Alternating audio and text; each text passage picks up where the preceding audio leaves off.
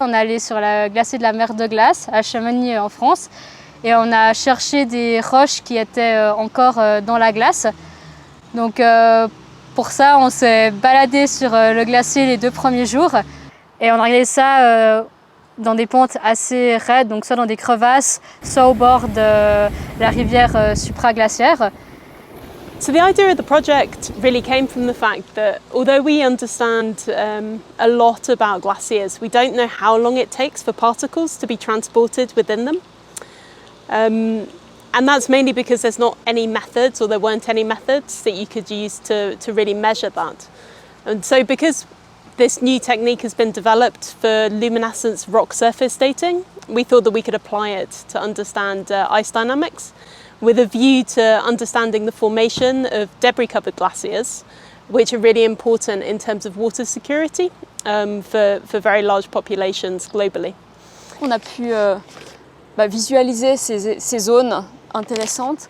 Il a fallu y accéder, ce qui n'a pas forcément été facile parce que c'est des zones assez raides dans la glace. Donc j'ai mis en place des cordes pour que les étudiants puissent descendre et accéder aux cailloux. Et ensuite, ces échantillons, on les a extraits de la glace grâce à des piolets.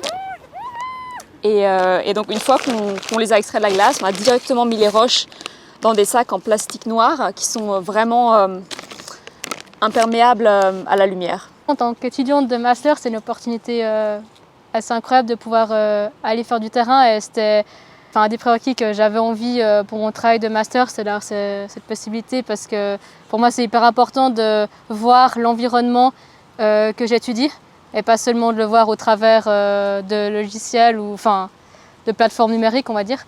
Et en plus après de faire du labo, donc c'est aussi hyper cool d'avoir un peu une suite comme ça.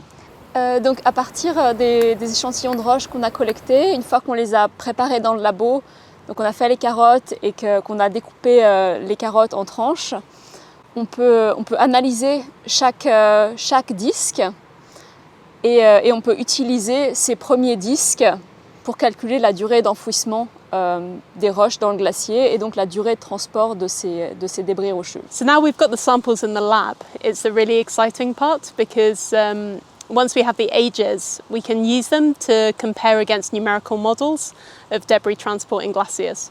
Because at the moment those models are completely unconstrained. So hopefully we come up with the same number as the glaciologists.